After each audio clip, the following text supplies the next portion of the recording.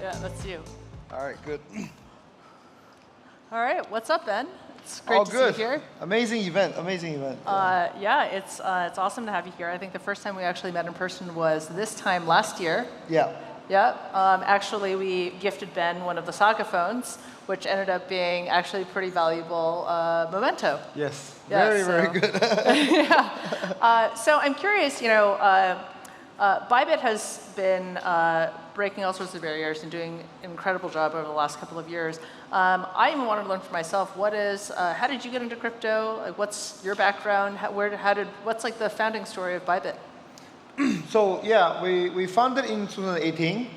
Back then, my background, I was running a retail forex exchange. So I was always facing retail, doing kind of an exchange part of the business. By 2017, I really got into crypto because all these ICOs, lost a bunch of money, and I want to find out an area that I'm good at. I want to devote into the industry. At the time, there were only two exchanges, being BitMEX and OKX, that offers derivatives. For me, my forte is on the margin and derivatives trading.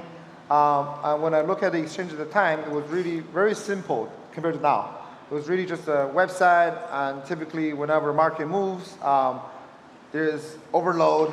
You simply kind of open the exchange. So for me, I felt like traders deserve a much better trading experience, and that's how kind of Bybit was founded. The idea was trading everything by Bitcoin, so Bybit. We always say trading the world bit by bit. That's kind of our initial slogan. But now we're a whole ecosystem. We have spot, we have fiat. And we have pretty much all the products. Yeah. Got it. And for folks here, it sometimes seems like exchanges are all kind of very similar to one another. And so, what's different about Bybit versus other exchanges? Yeah, no, it's a good question. I think at least for the top players, we have different strategies. I think with the last kind of previous circle on how exchanges position themselves is that actually in this industry exchange has been the main kind of center the stage, where we see exchange should be the one setting up the stage and let the ecosystem, the projects go on the stage. So we see ourselves as completely infrastructure players, and this is why Bybit, we don't have our own ecosystem, or in the way that we don't have our own chain, our own this type of Web3 play. But we take clients and fuel the Web2 adoption to Solana, to other ecosystems. That's one thing. And we've been always very open on working with different partners. Bybit was the first one to work with Circle on USDC. We're the first one working with Ethena, USDE. I think we want to be the big supporter of Solana ecosystem, so we've always been working with players. That's, I think, one of the main differences. Yeah. Got it. And how do you think about, sometimes people think that centralized finance, or CeFi and DeFi, can even be competing with one another, because after all, one could say that liquidity, there's only so much in the ecosystem. And so what's your perspective on that, where they are collaborative and where they may also be competitive with one another? I think to our perspective, they are not competing at all. It's complementing. And our job, again, we build the road, the bridge to take people to wherever they want. And this is why Bybit is launching, we're building the Web3 wallet. We also see that other exchanges are building their Web3 wallet. So that I think at the end of the day, we don't build the city. Solana, you are the city. We take the clients to you. If it's, for example, new clients who don't know much about crypto, they need something that's familiar with the email registration, they can get access to, then we take them there. At the same time, if you want to explore Web3 and you need something similar, the exchange offers that as well. Because typically you see that with Web3 wallet, you need a lot of investment, a lot of infrastructure. Yep. And this is where the central exchange have the resources, the manpower, to build these big, massive Web3 wallet to support these type of functions. Yeah. Got it. So recently, there's been a couple of new LSTs on the market. BB Sol. Yes. I'm joking, that's our new baby. Yes. Yes. And so, how does that play into the CeFi, DeFi, like the Web3 strategy of Bybit? Again, we don't really distinguish. It's one of the biggest asks from our community, from our users, is that, hey, there's all these different Solana LSDs. And Solana being one of the most adapted ecosystem, and you have a lot of token holders on Bybit who want to use Solana to trade as collateral, but at the same time earning a yield. So for us, it's quite normal and very easy just to say, hey, we discuss with the team, how do we participate in this LSD ecosystem? So that allows our users, while holding Solana, can earn the yield and trade at the same time. So it's really from that perspective. But I think the team is also talking to Solana team extremely close to figure out what are some of the other ways we can take this forward. So, I mean, what's your perspective on exchange? I think all the major ones are launching LSDs. What's your perspective, and what do you think these LSDs plays in your ecosystem? Yeah, I think it's great because I think that Solana has one of the most diverse staking ecosystems by a long shot, right? And one of the most diverse and also one of the most innovative staking ecosystems. And I mean, as it is, I think, what is it, over 200 million users in crypto are using centralized exchanges. It still is the #1 kind of channel of adoption and product market fit, user market fit in this entire industry as the additional use cases get built out. And so given that, having sort of diversity of assets that provide users with what they want, I think it's pretty cool. In addition, I think that the more there's representation of those assets in the primary venues of liquidity, the more that you can create, people in the ecosystem start to create interesting products like using LSTs for collateral.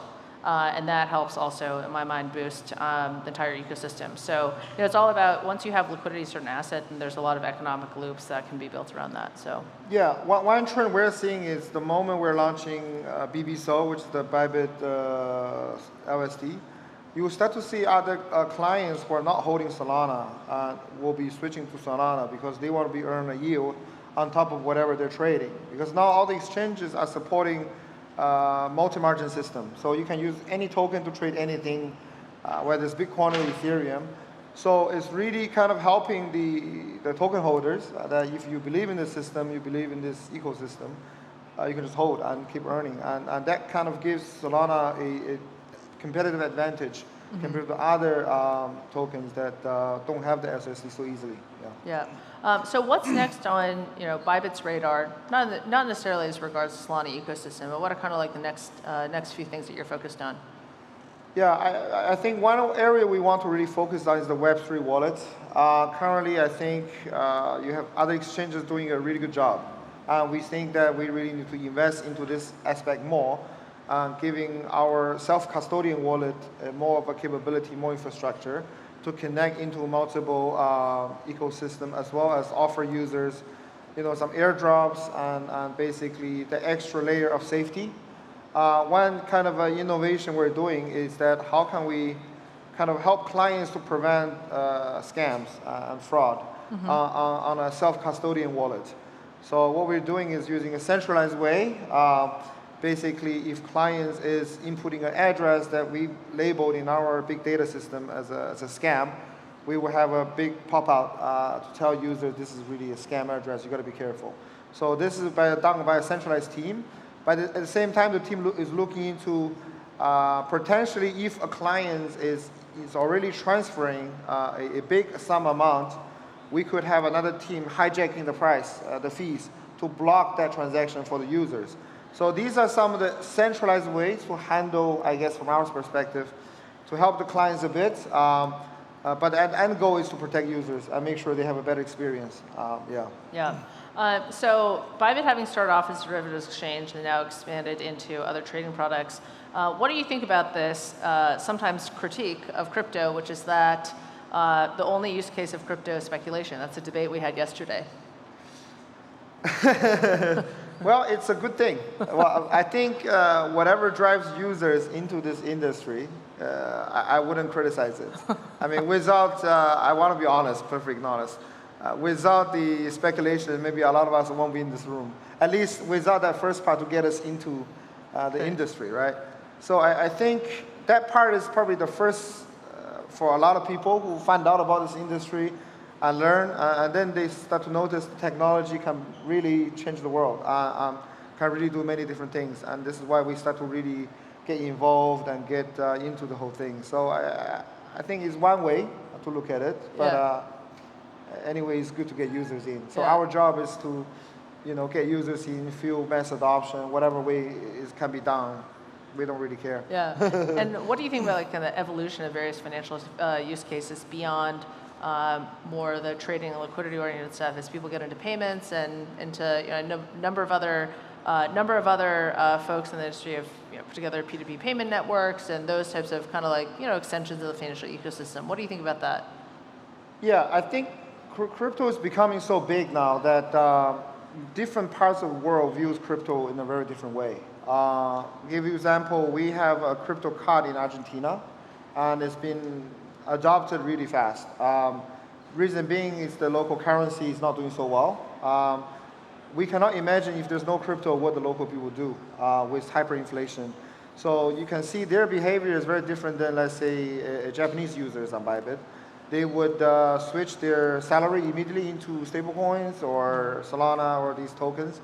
And they will use it as a bank, use Bybit as a bank app to daily access, use the crypto card to buy, go shopping and buy coffee, and doing really that aspect. So for these countries, crypto has really become their day-to-day and replacing their financial systems. So I think that's one way. And you have not other countries that's really good at airdrops, other countries really good at trading, so it's more covering different aspects. And here in Southeast Asia, and really this part of the world, what are the primary use cases and how do people use crypto here in Southeast Asia?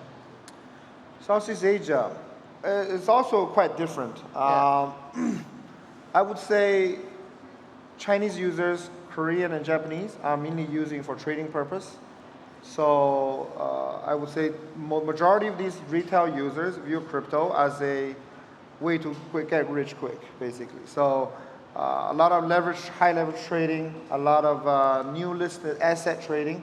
So whenever there's new listings, new projects being listed on the exchange, these countries typically get very hyped up on that. And then I think for Vietnam, Indonesia, Thailand, they actually focus more on spot. They're very into like new token, meme coins, these type of things. Not so much on the derivative side of trading. So you start to see different kind of patterns of different players. I don't know, what is your perspective on Southeast Asia users from Solana perspective? Yeah, well, it's something that I'm trying to learn more about. My perception of Southeast Asia is that you have a lot of like currency fragmentation in a place like Southeast Asia. So you have relatively mature economies, a lot of currency fragmentation that also sit between hegemons of, I guess, the South Asia and North Asia, right?